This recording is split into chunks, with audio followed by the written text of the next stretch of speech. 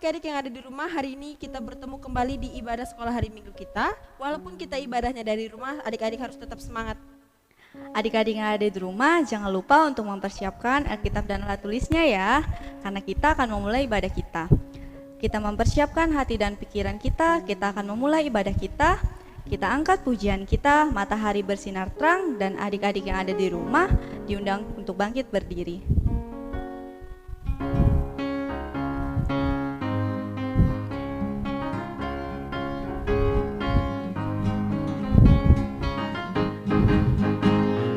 Matahari bersinar terang, burung berkicaulah senang, harum semerbaklah bunga di padang, semua menghajat kepada kita. Puji nama Tuhan yang esa, kami puji nama Tuhan yang esa.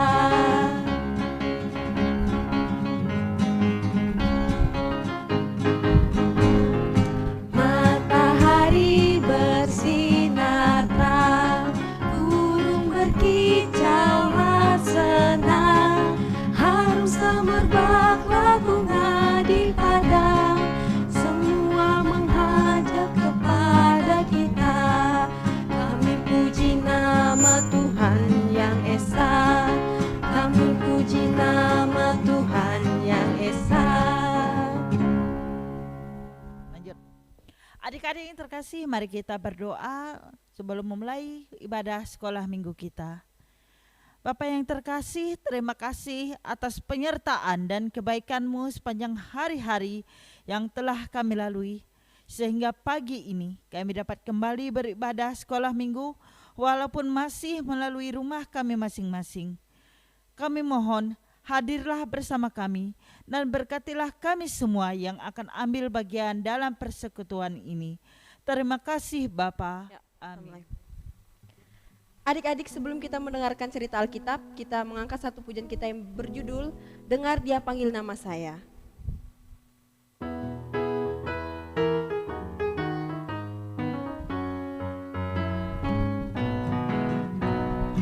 Dengar Dia panggil nama saya, dengar Dia panggil namamu, dengar Dia panggil nama saya, juga Dia panggil namamu. Oh giranglah haleluya, oh giranglah puji Tuhan, Yesus amat cinta pada saya. Oh giranglah.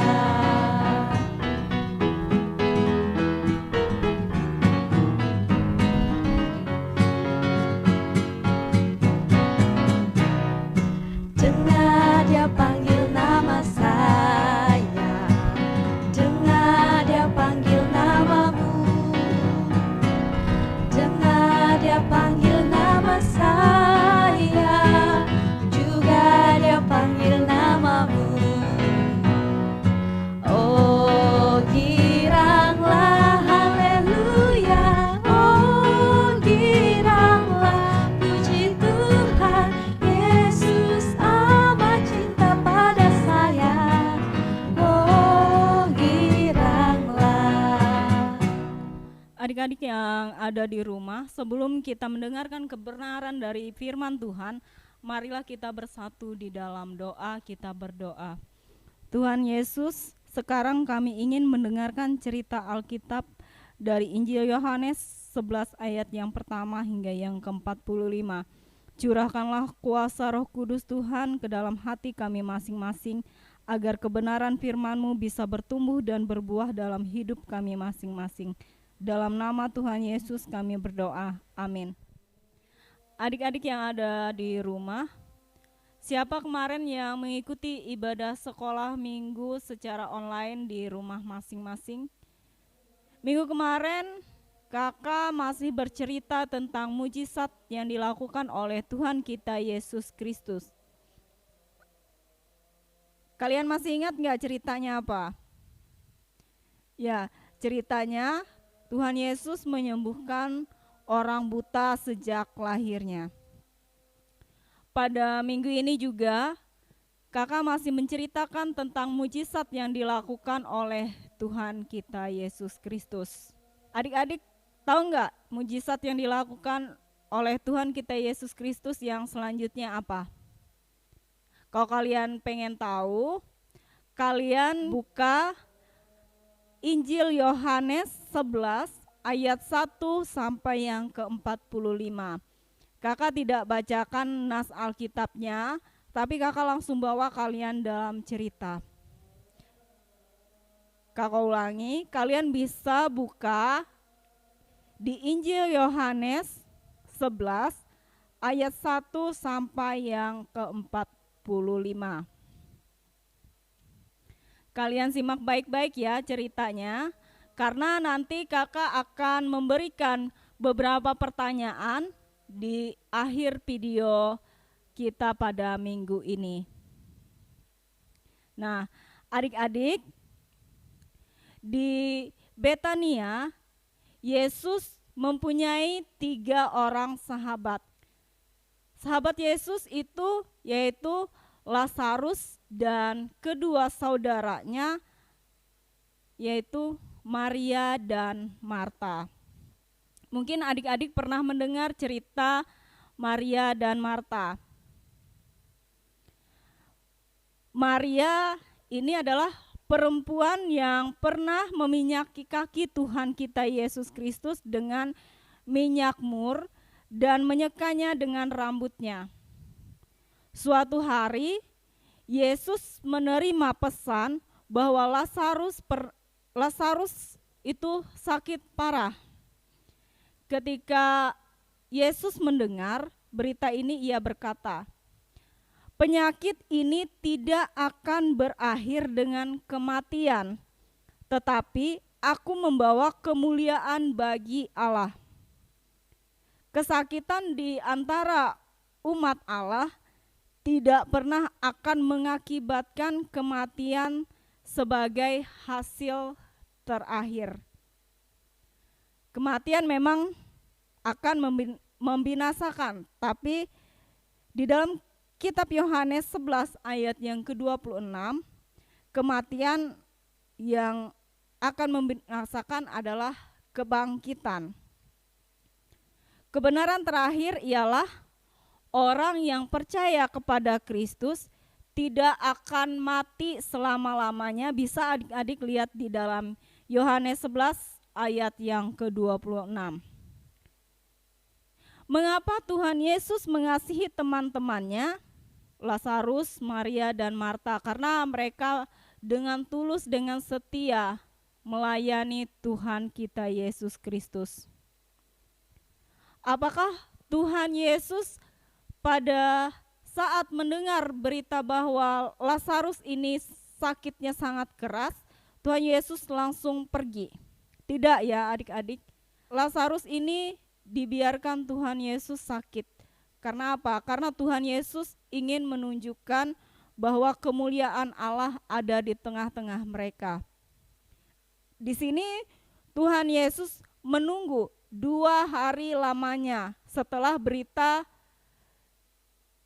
yang disampaikan oleh saudaranya Lazarus tadi. Apa Tuhan Yesus menunggu sampai 2 hari itu? Bukannya langsung menolong keluarga miskin ini, karena Tuhan Yesus ingin memperkuat iman dari keluarga dan para muridnya, dan untuk melaksanakan sesuatu yang lebih baik lagi. Pada mulanya tindakan Tuhan kita Yesus itu seolah-olah dia tidak memperhatikan bahwa para sahabatnya sedang terjadi penderitaan ya. Tetapi bisa adik-adik lihat di dalam kitab Yohanes 11 ayat yang ketiga, kelima, dan ke-35.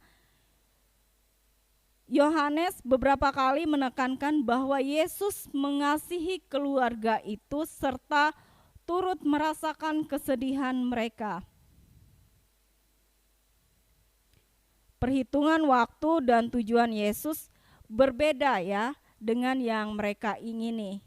Memang perhitungan waktu dan kehendak Allah di tengah-tengah penderitaan kita memang berbeda dengan yang kita ingini. Allah selalu menunjukkan kebijaksanaan dan kasih-Nya. Mungkin adik-adik di rumah bertanya, apa sih hebatnya si Lazarus ini sehingga sakitnya pun diberitahukan untuk Tuhan Yesus atau disampaikan kepada Tuhan Yesus. Di dalam kitab Yohanes ini tidak dijelaskan ya, dan kita tidak tahu persisnya ya adik-adik, hanya disebutkan bahwa Yesus sangat mengasihi Lazarus dan keluarganya. Tuhan Yesus sangat menunjukkan kasih-Nya untuk keluarga ini. Bisa adik-adik lihat di Yohanes 11 ayat yang kedua dan Yohanes 11 ayat yang ketiga sampai yang kelima. Sekalipun demikian, di dalam mereka mengalami kesedihan, kesakitan, dan kematian, lalu Tuhan Yesus berkata kepada murid-muridnya, mari kita kembali ke Yudea. Murid-muridnya ragu ya adik-adik, karena apa? Di dalam perjalanan cerita mujizat Tuhan Yesus ini adalah di mana sebenarnya Tuhan Yesus itu sudah intai oleh orang Farisi dan oleh orang-orang Yahudi, karena mereka ingin membunuh Tuhan kita Yesus Kristus. Tetapi di sini Tuhan Yesus akan menggenapi kitab Taurat yang sebelumnya, karena melalui Tuhan kita Yesus Kristus semuanya digenapi.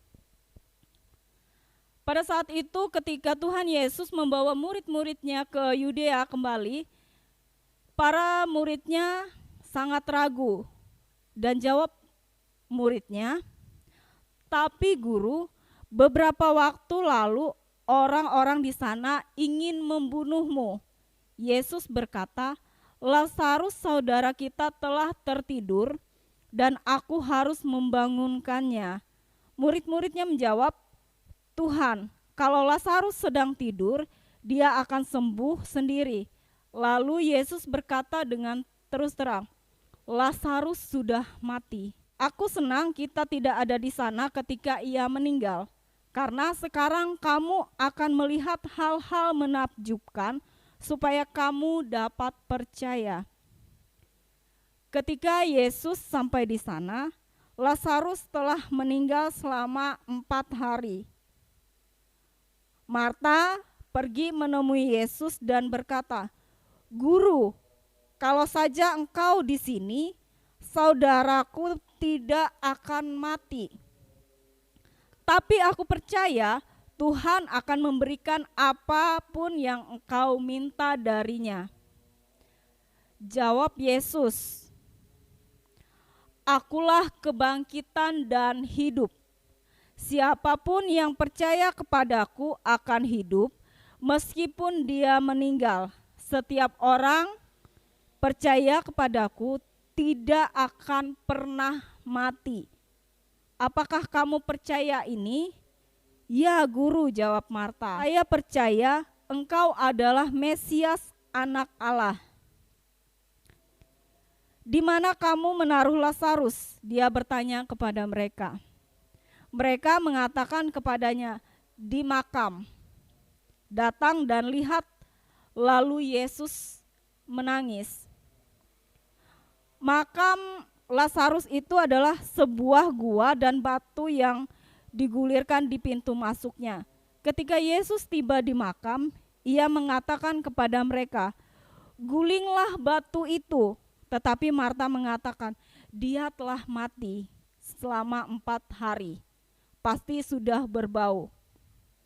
Yesus menjawab, apakah aku tidak memberitahu kamu bahwa kamu akan melihat kemuliaan Allah jika kamu percaya? Jadi mereka menggulingkan batu itu.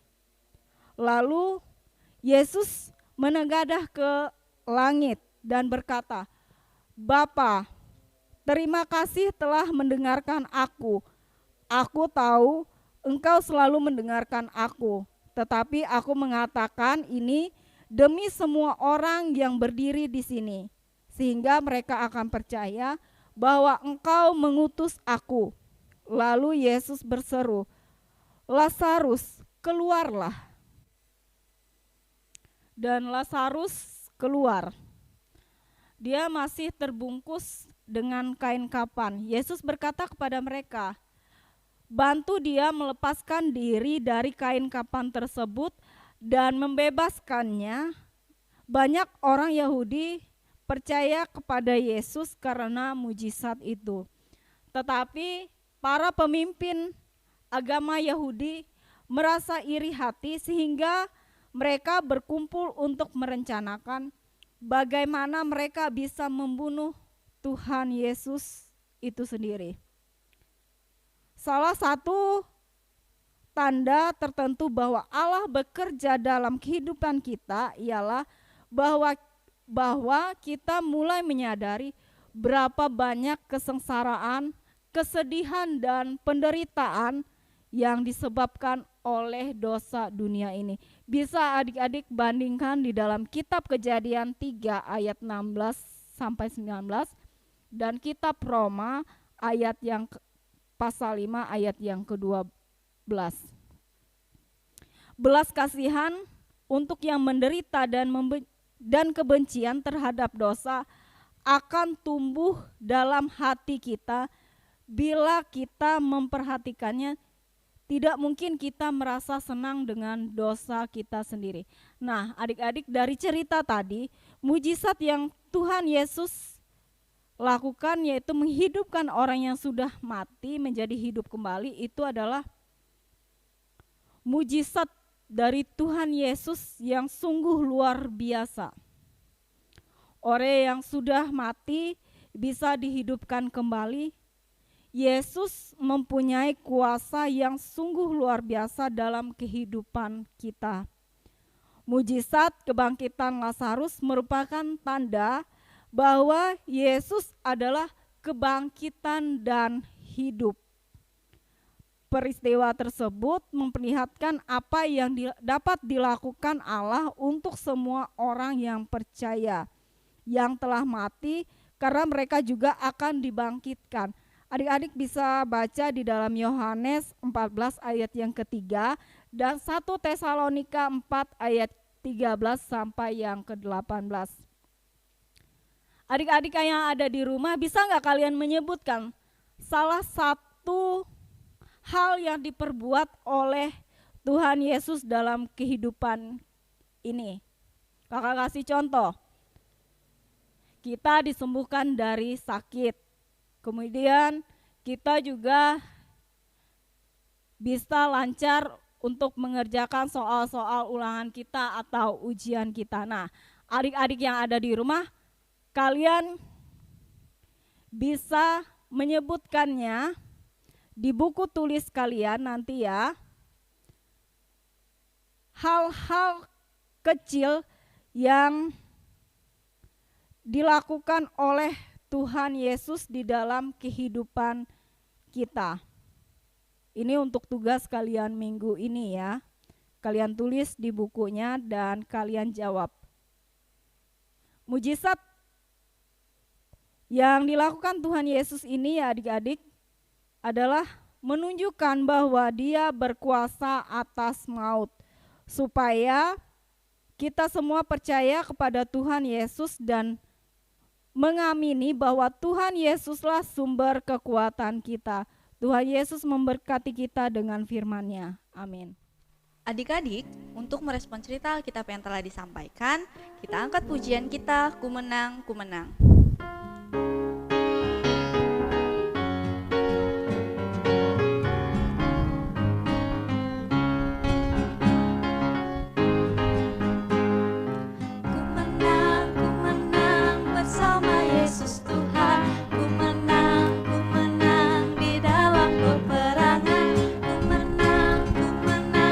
Atas segala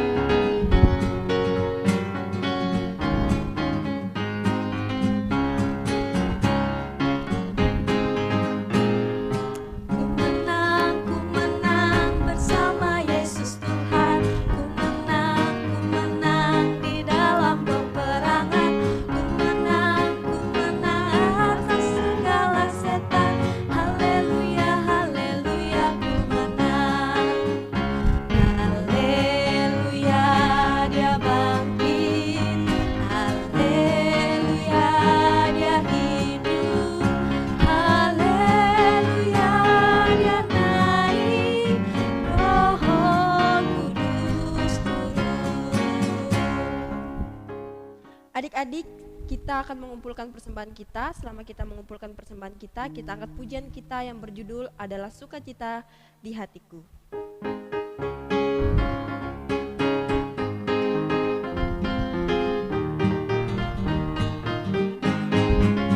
Adalah sukacita di hatiku, di hatiku, di hatiku adalah sukacita di hatiku.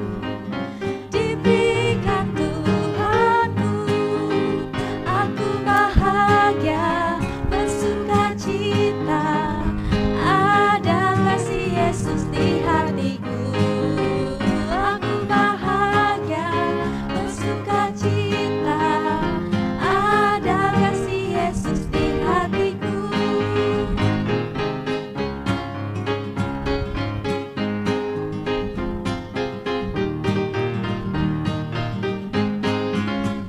Adalah damai sejahtera di dalam hatiku. Di hatiku, di hatiku adalah damai sejahtera di dalam hatiku. Diberikan Tuhanku, aku bahagia bersukacita. Ada kasih Yesus di hatiku. Aku bahagia bersukacita. Ada kasih Yesus di hatiku. Adik-adik yang terkasih, kakak ajak kalian untuk kembali memanjatkan doa persembahan syafaat diakhiri dengan doa Bapa kami. Lipatkan tangan, pejamkan matanya, tundukkan kepalanya, kita bersatu hati di dalam doa.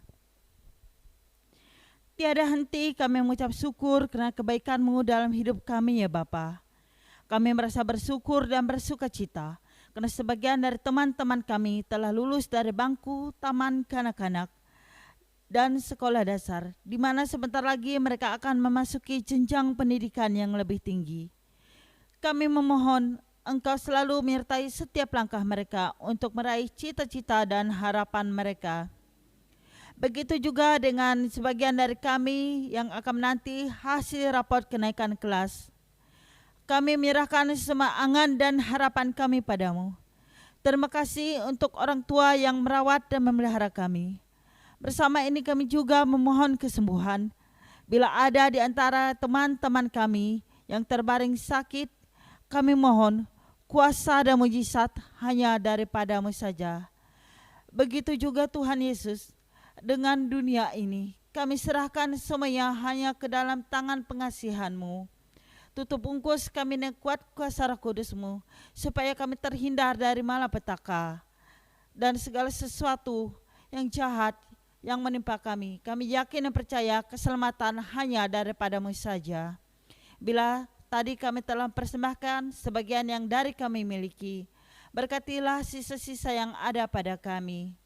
Kiranya persembahan kami tadi dapat menjadi kepujian dan kemuliaan nama-Mu. Banyak hal yang kami pinta, tapi kami yakin dan percaya Engkau Maha Tahu di atas segalanya. Bersama ini kami panjatkan doa yang Kau ajarkan kepada murid-murid-Mu beribu-ribu tahun yang lalu. Bapa kami yang ada di surga, dikuduskanlah nama-Mu, datanglah kerajaan-Mu, jadilah kehendak-Mu di bumi seperti di surga. Berikanlah kami pada hari ini makanan kami yang secukupnya, dan ampunilah kami akan kesalahan kami, seperti kami juga mengampuni orang yang bersalah kepada kami. Dan janganlah membawa kami ke dalam pencobaan, tapi lepaskanlah kami daripada yang jahat. Karena Engkaulah yang empunya kerajaan dan kuasa dan kemuliaan sampai selama-lamanya. Amin. Adik-adik yang ada di rumah, kita akan mengakhiri ibadah sekolah hari Minggu kita. Kita angkat pujian kita, Tuhan Yesus baik. Dan adik-adik yang ada di rumah, kakak undang untuk bangkit berdiri.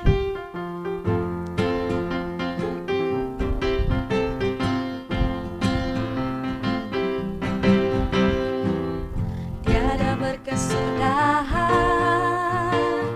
kasih setiamu Tuhan, selalu baru rahmat-Mu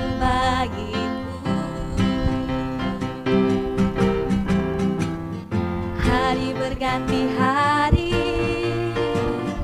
tetap kulihat kasih-Mu tak pernah berakhir di hidupku.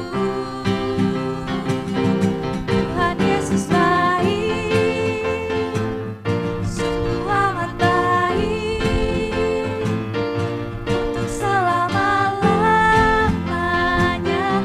Tuhan Yesus baik.